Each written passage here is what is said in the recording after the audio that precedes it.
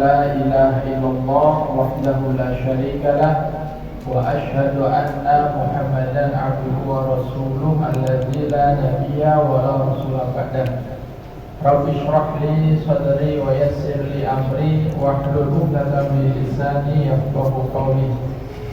Hadirin kaum muslimin wal muslimah, jamaah salat Isya dan tarawih rahimakumullah.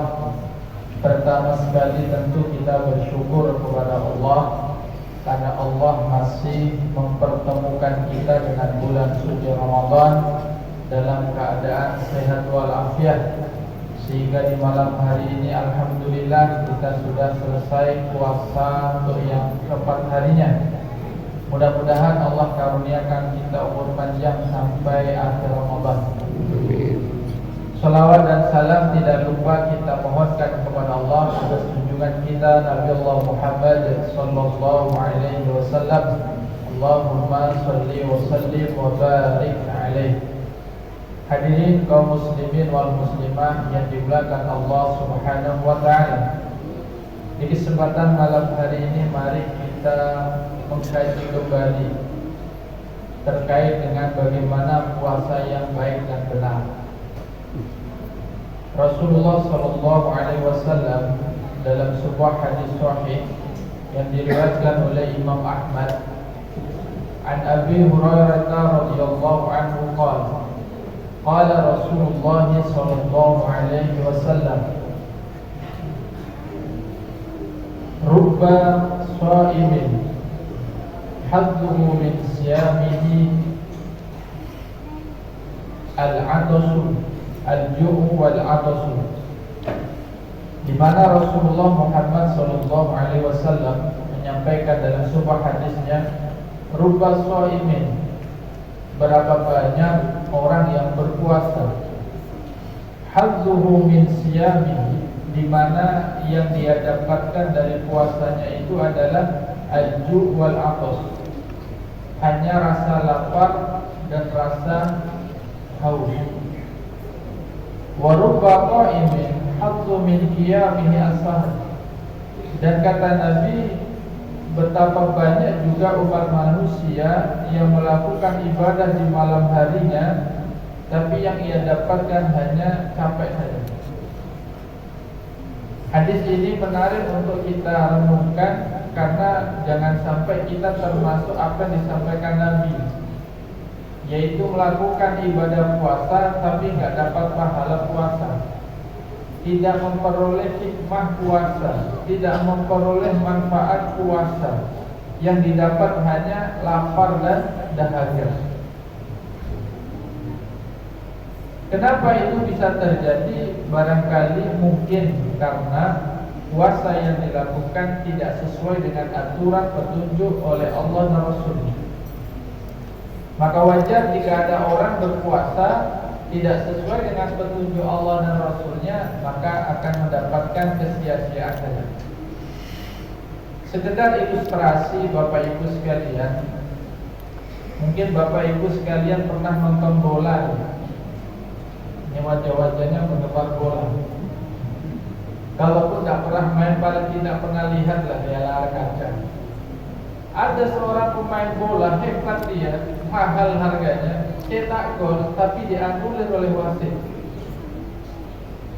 Golnya tidak dianggap gol. Kenapa? Karena ada temannya yang offside. Itu memberikan pelajaran kepada kita, meskipun gol itu benar-benar bola itu masuk ke gawang lawannya, tetap gak dianggap sebagai gol yang sah kalau tidak sesuai aturan.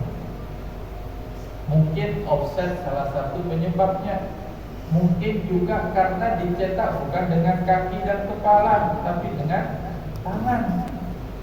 Meskipun bola itu masuk menggetarkan jaring gawang itu, tetap gak dianggap gol, karena tidak sesuai dengan peraturan yang berlaku, yaitu aturan yang dibuat oleh otoritas dalam persepak bolaan, dalam hal ini ya FIFA.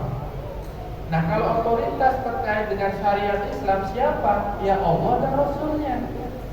Itu artinya puasa kita tidak boleh melenceng dari ketentuan Allah dan Rasulnya. Kalau itu terjadi, maka bisa saja pahala puasa kita dianulir oleh Allah Subhanahu wa taala. Tidak mendapatkan pahala sebagaimana mestinya. Nah, di hadis kedua ini akan kita temukan bahwa Nabi kita Muhammad sallallahu alaihi wasallam menyampaikan dari sahabat Abu Hurairah radhiyallahu anhu, qala Rasulullah sallallahu alaihi wasallam, man lam yada qaula zur wal amala bihi wal jahla falaysa lillahi hajatun ay yada'a ta'amahu wa syarabahu. Rawahu Bukhari. Rasulullah Muhammad sallallahu alaihi wasallam menjelaskan, man lam yada qaula zur wal amala bihi, siapa yang tidak bisa meninggalkan perkataan dan perbuatan dusta,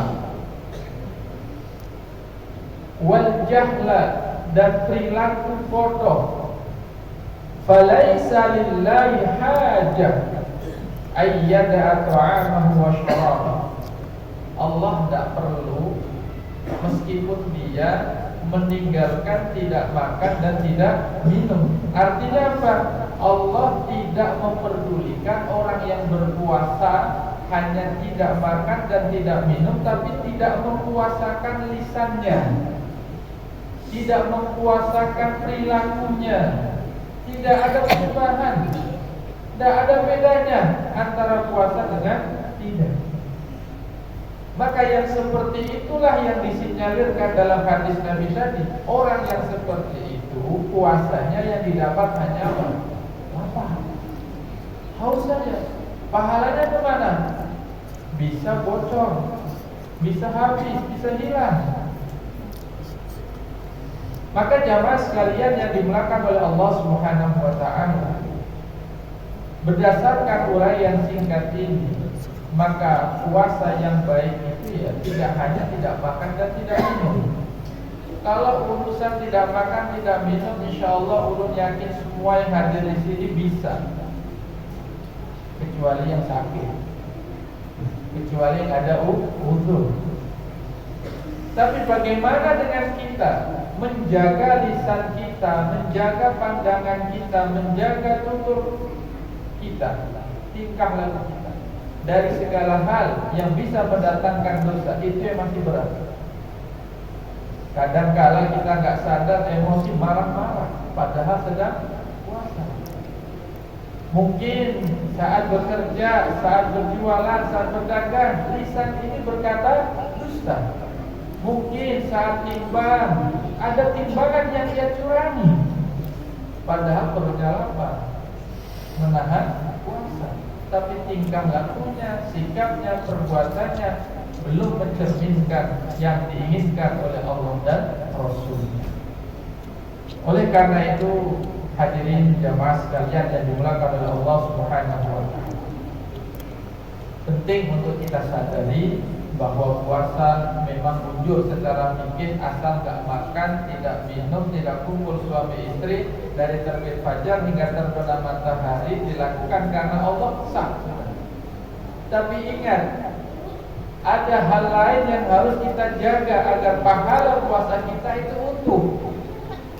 Ibarat kita sedang sahur, kita sedang diberikan oleh Allah segelas air minum ini. Kata Allah, jaga air ini dari terbit fajar hingga terbenam tetap utuh. Gimana caranya? Jangan ditumpahkan. Gimana caranya? Jangan dipolongi gelas ini.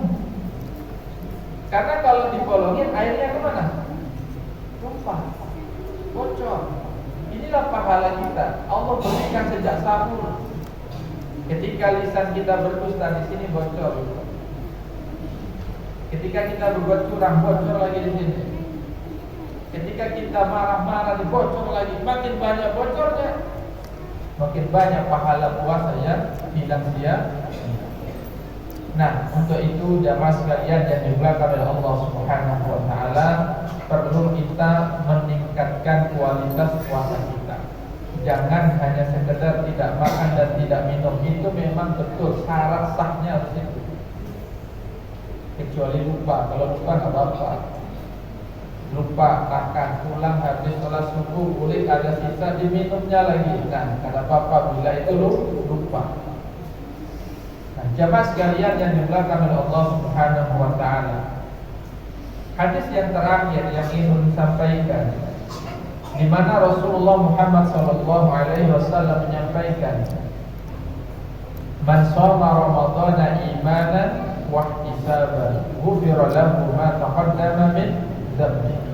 Kata Nabi Muhammad sallallahu alaihi wasallam, "Man shoma Ramadhan," barang siapa yang puasa Ramadan, imanan, didasari dengan iman, bukan karena tradisi, bukan karena gengsi, bukan karena malu tetangga puasa masa aku nggak puasa, bukan karena itu, tapi karena dipanggil oleh Allah merasa orang yang beriman. Wahtisaban, ulun lebih senang mengartikan wahtisaban itu dengan penuh kehati-hatian. Bagaimana agar pahala puasa itu tidak habis sampai terbit, dari terbit saja hingga terbenam matahari. Dijaga bujur-bujur. Jangan sampai kita melakukan hal-hal yang bisa berusaha menghilangkan pahala puasa. Maka orang yang seperti itu puasanya, kata Nabi, ghufira lahu ma taqaddama min dzambi. Insyaallah Allah akan memberikan ampunannya atas segala dosa-dosa yang sudah lewat. Nah, jamaah sekalian yang dimuliakan oleh Allah Subhanahu wa taala, mungkin sampai di sini karena keterbatasan waktu 10 menit. Ini juga 10 menit lebih sedikit. Mudah-mudahan yang sedikit ini memberikan manfaat untuk kita semuanya. Pada intinya kita berusaha untuk bisa meningkatkan kualitas ibadah puasa kita, sehingga kita nanti keluar dari bulan suci Ramadan ada efek positif yang kita dapatkan dari perilaku yang tidak baik menjadi lebih baik. Hadanallahu wa iyyakum ajma'in. Subhanakallahumma wa bihamdika asyhadu an la ilaha illa anta astaghfiruka wa atubu ilaik. Assalamualaikum warahmatullahi wabarakatuh.